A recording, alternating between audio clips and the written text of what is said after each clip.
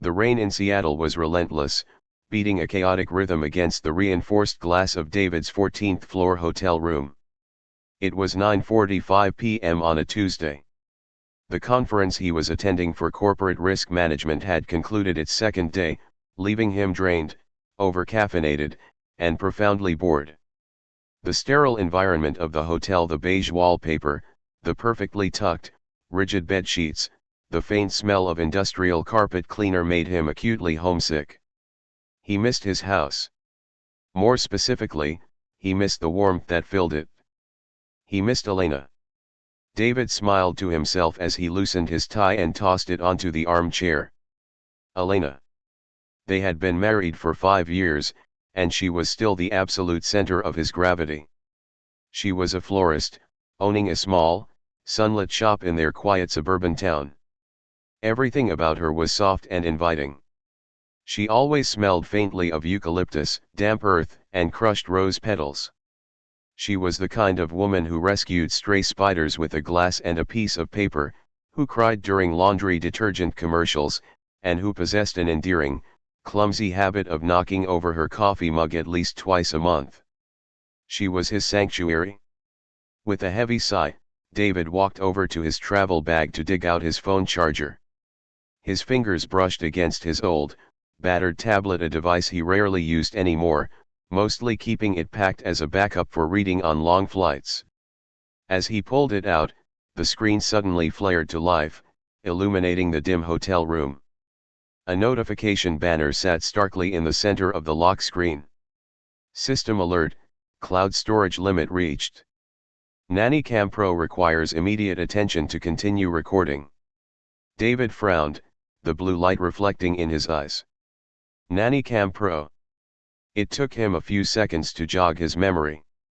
6 months ago, there had been a brief but alarming string of break-ins in their neighborhood. Usually a sleepy, safe cul-de-sac, the sudden spike in crime had terrified Elena. She had started triple-checking the deadbolts and jumping at the sound of the wind. To ease her anxiety, David had suggested a security system. Elena, however, hated the idea of intrusive cameras staring at them, so she had compromised by purchasing a discreet, hidden camera online. It was built into a rather ugly, faux vintage bookshelf clock. They had set it up together on the top shelf of the living room, angled to capture the front door and the entirety of their open-plan lounge. For the first 2 weeks, they checked the app daily. But as the neighborhood watch stepped up and the burglaries ceased, they simply forgot about it. The clock kept ticking, blending into the background of their domestic life, quietly recording gigabytes of absolutely nothing. David unlocked the tablet. Might as well clear it out, he muttered to the empty room. Save us the $10 a month for the cloud subscription. He tapped the icon. The app loaded sluggishly, presenting a clunky interface displaying a calendar filled with red dots, indicating days with recorded motion events. He navigated to the Storage Management tab, intending to hit the Select All and Delete buttons. But his thumb hovered over the screen. Curiosity, mild and innocent, took over. He hadn't seen Elena in 2 days. Maybe he could catch a glimpse of her reading on the couch, or petting the neighbor's cat that always snuck in through the patio door. It was a harmless invasion of privacy, he reasoned. Just a husband wanting to see his wife. He clicked on a file from the previous Friday evening. The video buffered for a second before the living room materialized on screen, bathed in the warm, yellow glow of the floor lamps. The audio was surprisingly crisp. There they were, sitting on the sofa. David watched himself, wearing his faded college sweatpants, gesturing animatedly while explaining something. Elena was tucked into his side, her legs draped over his lap, laughing at whatever he was saying. Her head tilted back, her dark hair catching the light. A profound sense of affection washed over him. He smiled, his chest tightening with love. He closed the clip and scrolled further down, moving to the more recent files, specifically looking for yesterday Monday. He wanted to see what she did after he left for his flight. He found a cluster of recordings stamped Monday 2:14 p.m. David's brow furrowed. 2:14 p.m. Elena should have been at the flower shop. Mondays were her busiest days, preparing inventory for the week. She never came home in the middle of the afternoon. Perhaps she had forgotten something? Her lunch? A specific invoice? He tapped the thumbnail. The video loaded. The living room was bright, illuminated by the harsh, unfiltered afternoon sun streaming through the bay windows. The house was dead quiet. For the first 10 seconds, nothing happened. Just the static image of their familiar living room, the green velvet sofa, the heavy oak coffee table, the Persian rug. Then, the front door opened. Elena stepped inside. But it wasn't the Elena that David had left at the airport. The physical transformation was subtle but entirely undeniable. Her posture, usually relaxed and slightly slouched, was rigidly straight. The gentle, airy cadence of her movements was replaced by a coiled, kinetic tension. She didn't bother taking off her shoes, a strict household rule she usually enforced with militant enthusiasm.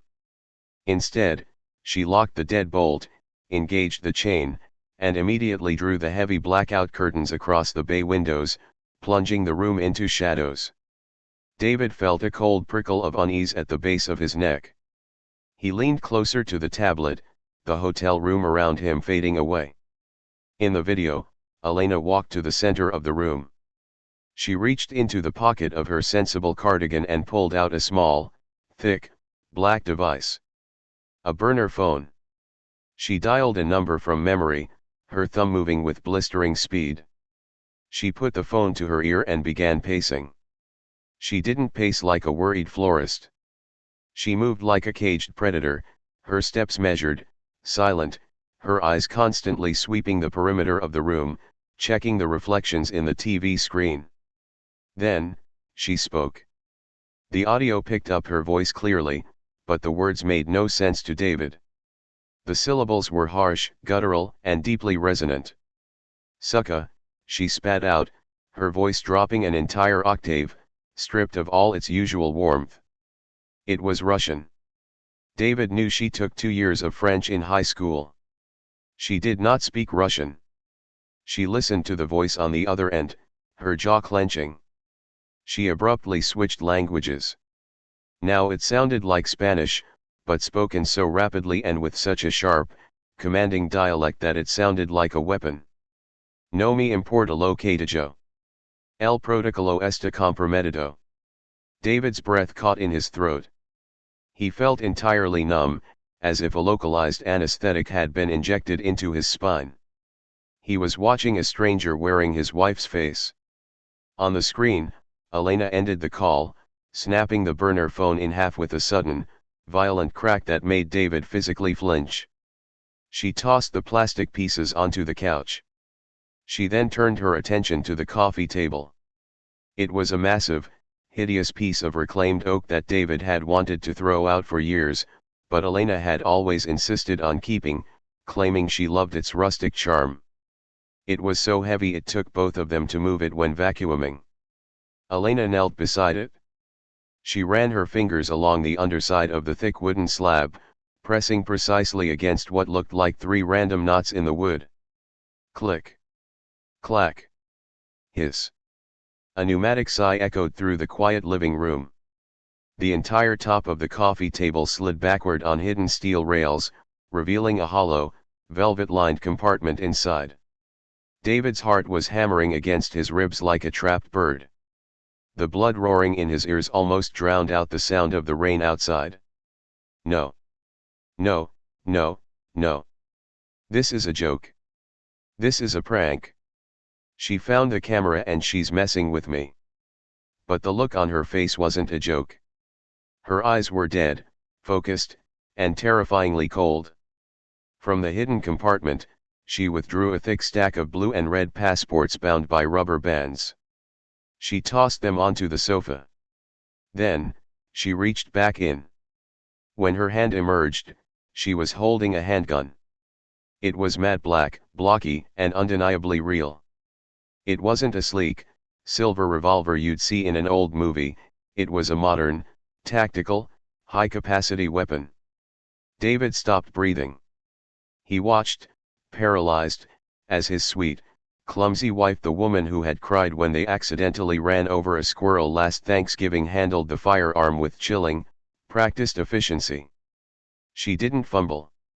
She didn't hesitate. She dropped the magazine into her palm, checked the brass casings of the ammunition, slammed it back into the grip, and pulled the slide back a fraction of an inch to check the chamber. Click-clack. The metallic sound was sharp and lethal. She laid the weapon on the table and picked up a second, pristine smartphone from the compartment. She dialed a single digit and put it on speakerphone, resting it next to the gun. A synthesized, scrambled voice crackled through the tablet's speakers. Status. Elena leaned over the table, her hands planted flat on the oak surface. She looked up, and for a terrifying, heart-stopping second, she looked directly into the lens of the hidden clock camera. She couldn't see him, David knew that, but the intensity of her glare felt like a physical blow. When she spoke, her voice was English, but the tone was absolute ice. "They found us," she whispered, the words carrying a lethal weight. "The cover is blown. I have to extract David tonight." The video feed abruptly cut out, the motion sensor having decided the scene was over. The tablet screen reverted to the list of files, the blue light casting long, hollow shadows across David's face. The hotel room was dead silent. David sat perfectly still on the edge of the bed, the tablet slowly slipping from his numb fingers to fall silently onto the carpeted floor. He looked at his shaking hands. He looked at his wedding ring, the gold band suddenly feeling incredibly heavy, like a shackle. His phone, resting on the nightstand, buzzed.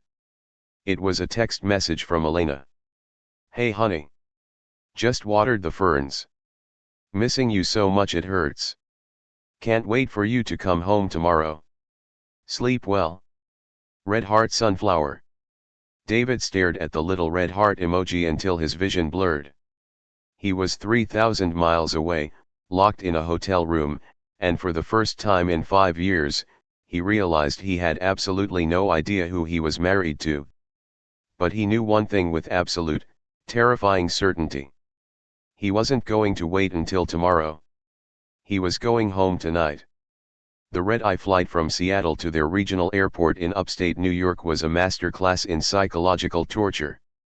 David had abandoned his suitcase at the hotel, throwing only his laptop, the battered tablet, and a change of clothes into a small carry-on. He had practically sprinted through the terminal, his mind a violently spinning top of denial and terror. Trapped in seat 14B, surrounded by sleeping passengers and the persistent, droning hum of the jet engines, David watched the downloaded video file 22 times. He watched it until the battery on his tablet flashed a 5% warning. He analyzed every frame, every pixel, desperately searching for a digital seam, an AI glitch, a sign that this was an elaborate, cruel deepfake. But there were no glitches. The way Elena cracked the burner phone, the terrifyingly fluid motion with which she handled the matte black handgun, the cold, dead-eyed stare she directed at the camera's general direction, it was all devastatingly real. "I have to extract David tonight." The words looped in his head like a corrupted audio file. Extract. Not pick up. Not meet. Extract. It was a tactical term. A word used for assets, hostages, or targets in a hostile zone. By the time the plane touched down at 6:15 a.m. on Wednesday, David felt entirely hollowed out. The man who had boarded the plane was a comfortable, slightly bored risk management consultant. The man who stepped off was a ghost haunting his own life. He didn't text her that he was coming home early. The element of surprise was the only advantage he had, though against a woman who apparently disassembled burner phones for breakfast, he doubted it was much of one. The Uber ride to their quiet, tree-lined suburban street took 40 agonizing minutes. The morning was painfully ordinary. Sprinklers ticked rhythmically across manicured lawns, a neighbor walked a golden retriever, a yellow school bus turned the corner. It was the American dream, rendered in high-definition pastel. David felt sick to his stomach. He asked the driver to drop him off 2 blocks away. He walked the rest of the distance, sticking to the shadows of the large oak trees, feeling ridiculous but unable to suppress the overwhelming paranoia that he was being watched. Their house, a charming, 2-story colonial with a wraparound porch and Elena's prized hanging ferns, sat peacefully at the end of the cul-de-sac. Elena's sky-blue Volvo was gone. She was already at the flower shop. She always opened at 7 a.m. on Wednesdays to receive the wholesale deliveries. David unlocked the front door. The deadbolt clicked with heavy finality. He stepped inside and locked it behind him, immediately engaging the security chain. The house smelled like eucalyptus, damp earth, and brewing coffee. The automatic pot in the kitchen had run its morning cycle. It was the scent of his sanctuary. But looking at the living room, all he saw was a crime scene. He dropped his bag and walked slowly into the center of the room. He looked up at the faux vintage clock on the top shelf of the bookcase. The tiny, almost invisible pinhole lens stared blindly back at him. He moved his gaze down to the heavy, reclaimed oak coffee table. His hands were shaking so badly he had to clasp them together to steady them. He knelt beside the massive piece of furniture. It looked exactly as it always had, rustic, scarred, stubbornly heavy. He remembered complaining about its weight when they moved in. Elena had laughed, wiping sweat from her forehead, and said, "It grounds the room, Dave. It's not going anywhere." David traced his fingers along the underside of the thick wooden edge, searching for the 3 random knots he had seen Elena press in the video. The wood was rough, snagging his skin. There. 1 knot. 2. 3. They formed a shallow triangle near the right-hand corner. He pressed them simultaneously. Nothing happened. Panic flared. Had she locked it somehow? He adjusted his grip, applying more pressure, pushing upward and inward exactly as she had. Click. Clack. Hiss. David fell back on his hands as the pneumatic sigh echoed in the quiet room. Smooth as silk, the heavy top half of the table slid backward on heavily greased, concealed steel tracks. He scrambled back to his knees and looked inside. The hollowed-out compartment was lined with dark, sound-dampening velvet. But it was empty. The stack of passports and the handgun were gone. "Damn it," David breathed, running his hands frantically along the velvet. He needed proof. He needed something tangible in his hands to confirm he wasn't having a psychotic break. He pressed his palms flat against the bottom of the compartment. The velvet felt slightly uneven. He tapped it with his knuckles. The center sounded dull, but the far left corner yielded a sharp, hollow talk. He dug his fingernails into the corner of the velvet lining and pulled. It was attached to a thin sheet of false bottom paneling secured by weak magnets. Beneath the paneling lay a shallow recess cut directly into the wood. Inside the recess was a thick, waterproof black document folder, a scatter of SD cards, and a leather-bound journal. David grabbed the folder, his heart hammering violently against his ribs. He sat cross-legged on the Persian rug and unspooled the string tie. He slid the contents onto the floor. Dozens of glossy, 8x10 surveillance photographs spilled out. David stopped breathing. The photos weren't of Elena. They were of him. The first photo was grainy, taken with a long-range telephoto lens. It showed David walking out of a coffee shop in Chicago. He checked the timestamp on the back, October 14, 2018. That was 7 years ago. 2 years before he even met Elena. His hands trembled violently as he shuffled through the stack. There was a photo of his old apartment building. A photo of him jogging. A photo of him at his mother's funeral, the camera angle suggesting the photographer had been standing in the tree line of the cemetery. Attached to the photos were typed pages, meticulously detailing his routine. Target departs residence at 0730. Target frequents Main Street Diner on Tuesdays. Target exhibits mild lactose intolerance. Target has no known combat training. Threat level, 0. Target, David whispered, the word tasting like ash in his mouth. He kept digging. Beneath the surveillance logs of his own life were older, sepia-toned documents and news clippings. They were all about his father, Arthur, who had died in a suspicious single-car accident when David was 19. David had always believed his father was a mid-level accountant who simply fell asleep at the wheel. But the documents told a different story. They were financial ledgers, wire transfer receipts, and dossiers bearing insignias David didn't recognize, though the Cyrillic lettering made his blood run cold. His father hadn't been an accountant. He had been a launderer for a syndicate, and according to a heavily redacted memo stapled to the back, Arthur had stolen something vital before he died. At the bottom of the pile was a single sheet of paper, dated 5 years ago. It was a mission parameter brief. Objective, asset integration. Establish permanent proximity to Arthur's sole heir to monitor for retrieval of stolen ledger. Method, marital cover. Operative assigned, Elena. David dropped the paper. He felt physically violently ill. The room spun. Every kiss. Every anniversary. Every time she laughed at his terrible jokes. Every time they talked about having kids. It was a mission. He wasn't a husband, he was an assignment. He was a piece of meat being guarded by a wolf wearing sheep's clothing. Suddenly, the mechanical whine of the garage door opening shattered the silence. David froze, the blood draining from his face.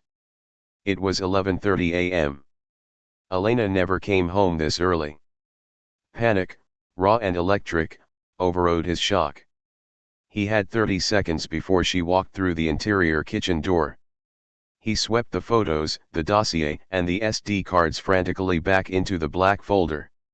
He shoved the folder into the subfloor recess, slapped the magnetic velvet panel back into place, and pushed the heavy oak tabletop forward.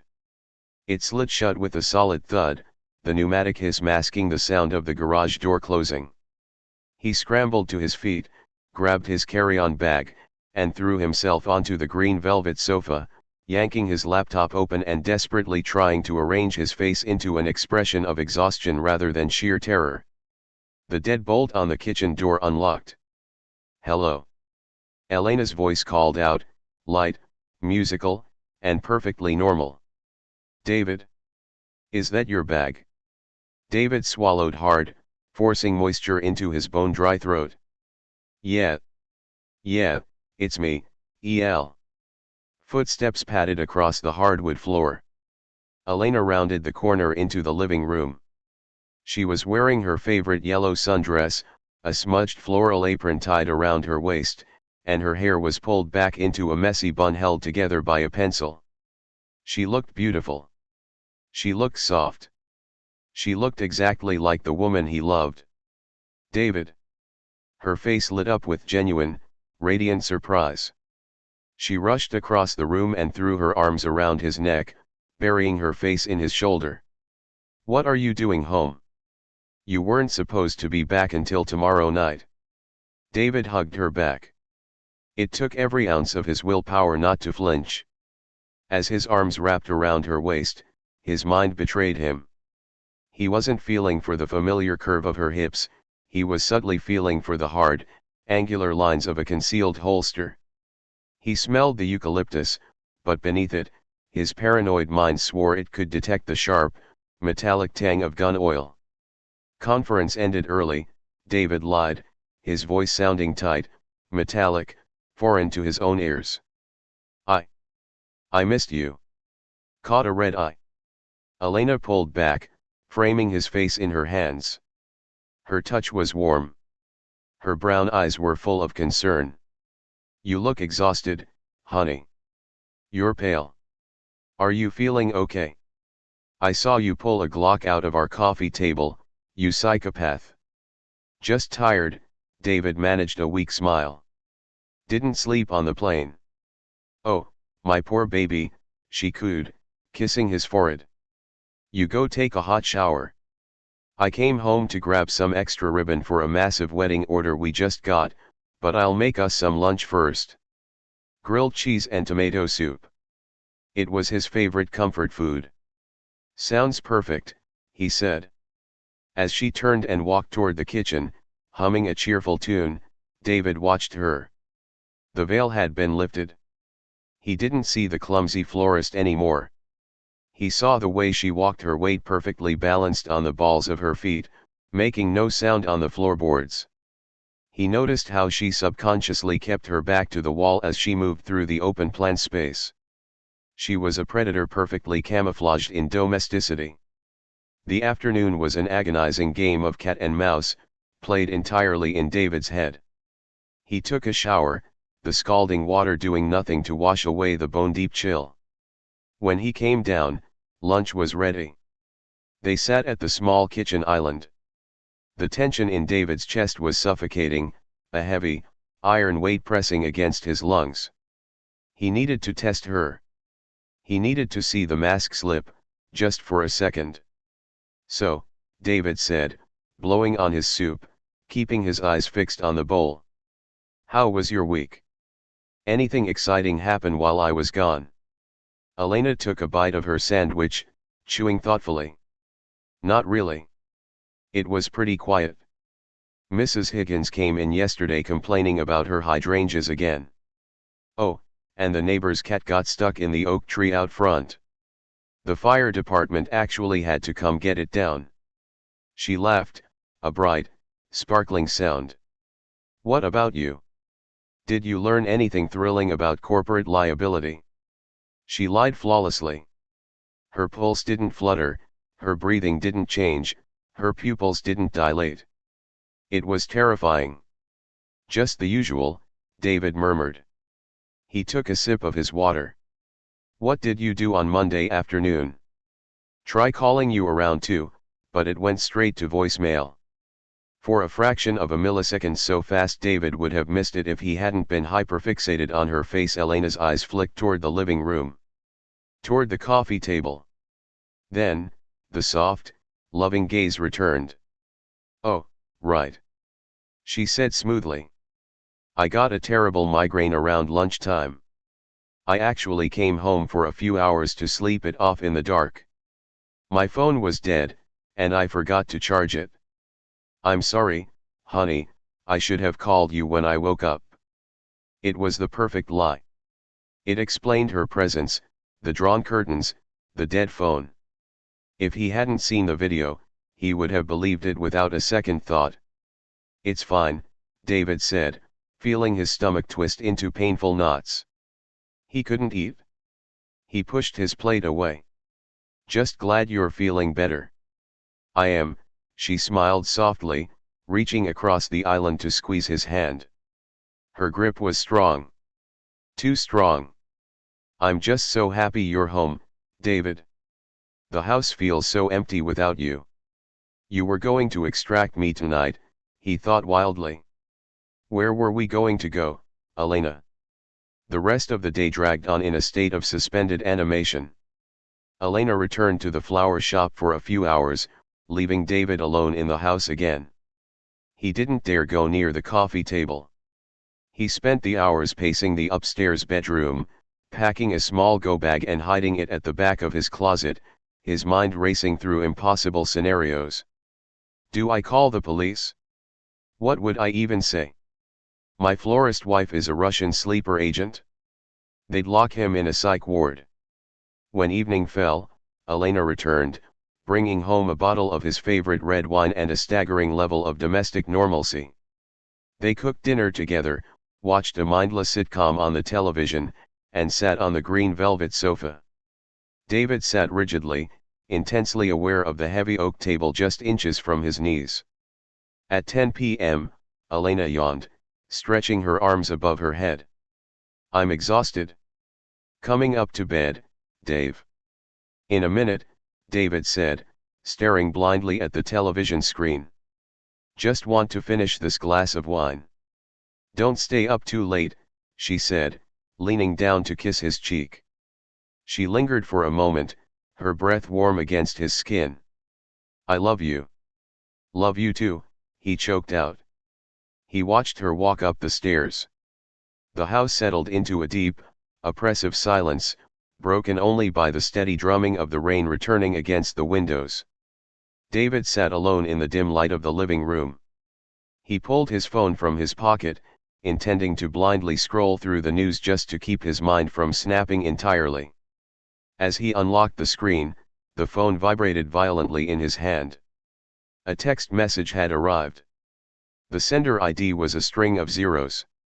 David opened the message. There were 3 sentences, glowing starkly white against the dark screen. Get out of the house immediately. She knows you know.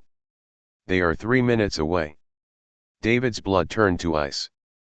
Before he could even process the warning, a distinct, muffled sound echoed from the floor directly above him, the unmistakable, heavy, metallic clack of a gun slide being racked in the master bedroom. The metallic clack from the master bedroom above rolled through the floorboards like a thunderclap. David sat paralyzed on the green velvet sofa, the glowing screen of his phone still clutched in his trembling hand. Get out of the house immediately. She knows you know. They are 3 minutes away. The warning from the unknown number burned into his retinas. Time seemed to fracture, stretching into an agonizing, viscous slow motion. For 5 years, the heaviest sound in this house had been the thud of the Sunday newspaper hitting the porch. Now, the unmistakable sound of a high-caliber weapon being chambered had severed his reality in two. He had to move. The primal, lizard part of his brain screamed at him to run, to bolt through the kitchen and shatter the glass of the back patio door if he had to. But his limbs felt like they were filled with wet cement. Above him, the floorboards groaned. The footsteps were no longer the light, padding steps of his wife. They were heavy, deliberate, and moving toward the top of the stairs. David shoved the phone into his pocket and forced himself off the sofa. He took 2 steps backward, his breathing shallow and rapid, his eyes glued to the dark archway of the staircase. The rain lashed against the bay windows, a chaotic drum beat masking the pounding of his own heart. A shadow fell across the landing. Elena descended the stairs, and the sight of her stole whatever breath David had left in his lungs. The yellow sundress and the floral apron were gone. In their place, she wore a tight, long-sleeved black tactical turtleneck and dark, reinforced cargo pants. Strapped across her chest was a lightweight Kevlar rig. But it was her face that truly horrified him. The warmth, the clumsy innocence, the soft gaze of the florist who rescued stray spiders, it was entirely eradicated. Her features were set in stone, her eyes cold, calculating, and predatory. In her right hand, she held the matte black Glock from the coffee table, angled downward but held with an effortless, lethal familiarity. "David," she said. Her voice was flat, devoid of the musical lilt he was so used to. It was the voice from the video. The voice of a stranger. "Stay away from me," David choked out, stumbling backward until his spine hit the heavy oak bookshelf. He knocked over a framed photo of their honeymoon in Maui. The glass shattered on the floorboard, a sharp, crystalline sound that broke the spell. "I saw the video, Elena. I saw the compartment. I saw the files. Who the hell are you?" Elena didn't blink. She reached the bottom of the stairs and stopped. The video. The cloud storage limit on the clock camera. She let out a short, humorless exhale. An amateur oversight. "I've been off active duty too long. You weren't supposed to find out, David. Not like this. Not like this." David yelled, his voice cracking with a hysterical etch. "Not like what? What was the plan? You were going to extract me? Are you going to kill me?" For a fraction of a second, the ice in her eyes fractured. A profound, desperate sadness flashed across her face. "Kill you? David, I am the only reason you are still breathing. You need to listen to me right now. We have less than 60 seconds before. She didn't get to finish her sentence. The front door exploded inward with a deafening, splintering crash. Wood shrapnel and twisted metal rained across the entryway as the deadbolt was completely ripped from the frame. The heavy oak door slammed against the interior wall, shaking the entire foundation of the house. Instinct took over. Before David could even register the men pouring through the threshold, Elena moved. She didn't scream or hesitate. She threw herself laterally across the living room, grabbing David by the collar of his shirt and viciously hurling him to the floor behind the massive, reclaimed oak coffee table. "Stay down and cover your ears," she roared, the command absolute. 3 figures dressed in dark, weather-resistant gear breached the hallway, sweeping the room with suppressed submachine guns. The harsh, tactical flashlights mounted to their barrels cut through the dim living room like strobe lights, illuminating the dust and floating wood splinters. The firefight erupted in a terrifying, deafening cacophony. It wasn't like the movies. It wasn't glorious or drawn out. It was brutally fast, violently loud, and suffocatingly chaotic. The intruders fired indiscriminately into the living room, the suppressed weapons making a rapid-fire thwip-thwip-thwip sound, but the bullets struck with devastating impact. Drywall exploded, raining white dust over the Persian rug. The television shattered into a shower of black plastic and sparking wires. The green velvet sofa was shredded, plumes of white stuffing floating into the air like grotesque snow. David curled into a fetal position behind the thick oak coffee table, pressing his hands over his ears, sobbing uncontrollably. The table shuddered violently as a volley of rounds slammed into its thick exterior, the dense wood absorbing the impacts meant for his chest. She knew, his mind screamed. She bought this hideous, heavy table because it was tactical cover. From his hiding spot, he saw Elena. She had rolled behind the reinforced brick pillar of the fireplace. She wasn't firing wildly. She was an apex predator operating in her element. She peeked from cover for a fraction of a second, her arm extending like a piston. Bang! Bang! Her weapon was unsuppressed, the noise deafening in the enclosed space. The lead intruder dropped instantly, a heavy, lifeless sack of meat hitting the hardwood. The other 2 adjusted their fire toward the fireplace, tearing the brickwork to pieces. Elena dropped to her stomach, sliding across the polished floorboards beneath their line of sight, using the destroyed sofa for concealment. She popped up on their flank. Bang! Bang! Bang! The second man choked, his weapon clattering to the floor as he collapsed against the hallway wall, sliding down, leaving a thick smear of dark blood on the floral wallpaper Elena had picked out 3 years ago. The third man realized he was outmatched. He abandoned his advance, turning to sprint back out the shattered front door. Elena didn't hesitate. She stepped out from cover, braced her stance, and fired twice. The man pitched forward onto the porch, sprawling motionless into the rain. Then, absolute, ringing silence fell over the house. The air was thick, heavy, and toxic, stinking of burnt gunpowder, pulverized drywall, and the coppery, sickening scent of blood. The rain continued to pour through the destroyed entryway, pooling on the hardwood floor. David lay pressed against the carpet, his chest heaving, his eyes wide and unblinking as he stared at the carnage of his suburban living room. "David!" He flinched. Elena knelt beside him. Her face was smudged with white drywall dust, and a small cut on her cheek was bleeding freely, but she was calm. Her chest rose and fell evenly. She checked the chamber of her Glock, engaged the safety, and placed it on the floor, sliding it away from herself. She raised her hands slowly, showing him her empty palms. "It's over," she whispered, her voice finally softening, a desperate plea bleeding into her tone. "The perimeter is clear. But more will come. You need to look at me." David slowly pulled himself up, resting his back against the bullet-riddled coffee table. He looked at the bodies. He looked at the blood on his wife's face. Who were they? He asked, his voice a hoarse, hollow rasp. Bratva, Elena said, sitting on the floor a few feet away from him, keeping a non-threatening distance. A specific syndicate of the Russian mafia. They are the people your father stole from, David. My father was an accountant, David whispered, though he knew the truth now. The files had proven it. Your father was a high-level forensic accountant for the Volkov syndicate, Elena corrected gently. He laundered hundreds of millions for them. But 20 years ago, he realized they were going to tie up loose ends and kill him. So, he stole a master ledger, a physical drive containing the bank accounts, the shell companies, the names of every corrupt politician they owned.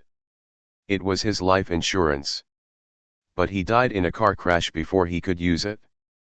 The syndicate believed he passed the ledger, or the location of it, to his only living relative. You. David shook his head frantically. I don't have it. I don't know anything about a ledger. I was a teenager when he died. I know, Elena said softly. My agency knew that too.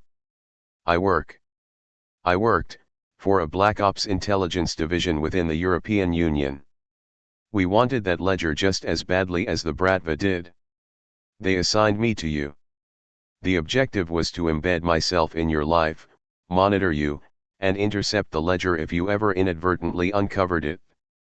The marriage, the flower shop, moving to this quiet town, it was all a cover. The betrayal twisted in David's gut like a jagged knife. So our whole life, 5 years, it was just a job to you. Every time you said you loved me, you were just clocking in.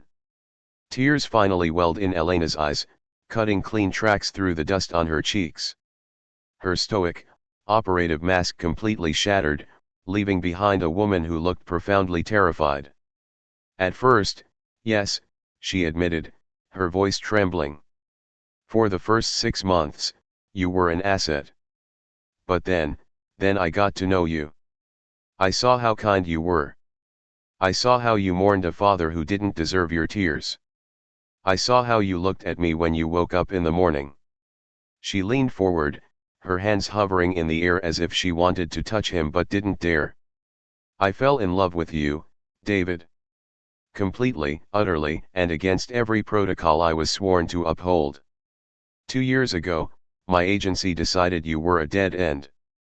They ordered me to extract, to fake a divorce, and return to base.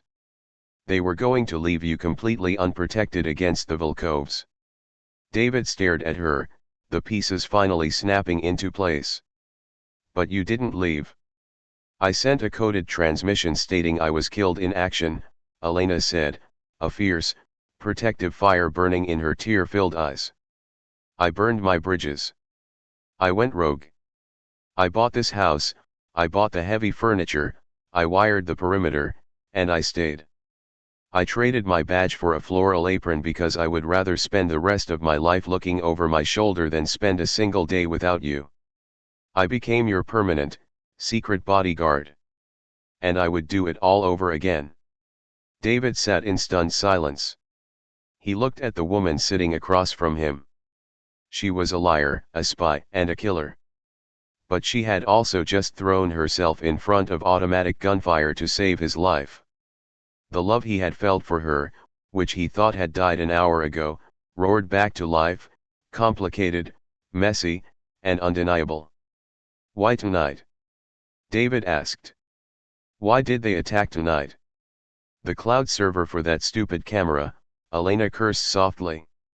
When I used the burner phone to contact my last remaining friendly contact to check on the Volkov chatter, the camera recorded my face and the audio. I scrubbed the local drive, but the cloud backup synced. A Volkov algorithm must have pinged a voice match or a facial recognition hit from the encrypted data stream before I could wipe the server. They realized I was alive, and they realized where you were. She looked at her wristwatch, its face cracked but ticking. We have maybe 10 minutes before the local police respond to the noise, or the Volkov second wave arrives. We can't be here for either. Elena stood up, wincing slightly. She walked over to the coffee table, pressed the 3 knots, and slid the top back. She reached into the secret compartment, grabbing the stack of passports and a vacuum-sealed brick of $100 bills she had retrieved earlier. She turned back to David. She held out a dark blue Canadian passport and a thick stack of cash. I have a safe house in Vancouver. Completely off the grid. No cameras, no internet, no neighbors, she said, her voice rushing with urgency. But as she looked at him, she stopped. She lowered her hand slightly. But I know what I've done, she whispered. I know I lied to you. I stripped you of your agency. If you want to stay, if you want to explain this to the police, go into witness protection, and never see me again. I will give you the ledger data I managed to reconstruct, and I will walk out that back door right now. I love you enough to let you go. David slowly pushed himself up from the floor. His legs were shaky, his clothes covered in dust and blood that wasn't his. He looked around his ruined sanctuary. The life he knew was dead. The corporate job, the quiet cul-de-sac, the mundane weekends, it was all gone, blown away by suppressed gunfire and years of hidden truths. He looked up at the top of the bookshelf. The faux vintage clock was shattered, but a tiny red light on the exposed circuit board was still blinking, recording the final moments of their suburban lie. He looked back at Elena. She looked small, vulnerable, and terrified of his answer. David walked toward her. He didn't reach for the passport. Instead, he reached out and gently wiped a smear of blood from her cheek with his thumb. She leaned into his touch, a shuddering breath escaping her lips. I don't even know your real name, David said softly. It's Elena, she said, her eyes locked on his. It was a cover name, but it's the only one I want now. It's the only one that's real. David looked at the blue Canadian passport in her hand. He took it, sliding it into the pocket of his jacket. Then, he reached down, picked up the heavy go bag he had packed hours ago, and slung it over his shoulder. Vancouver is nice this time of year, David said, his voice finally steady. But if we're going to be on the run from the Russian mafia, you're going to have to teach me how to shoot. A tear slipped down Elena's cheek, followed instantly by a brilliant, beautiful, and deeply relieved smile. She picked up her Glock from the floor, slammed a fresh magazine into the grip with a sharp clack, and took his hand. Her grip was strong, calloused, and perfect. Let's go, husband, she said. Together, they stepped over the wreckage of their past, walking out the back door and disappearing into the cold, rainy night, leaving the blinking red light of the hidden camera behind to watch over an empty, broken house.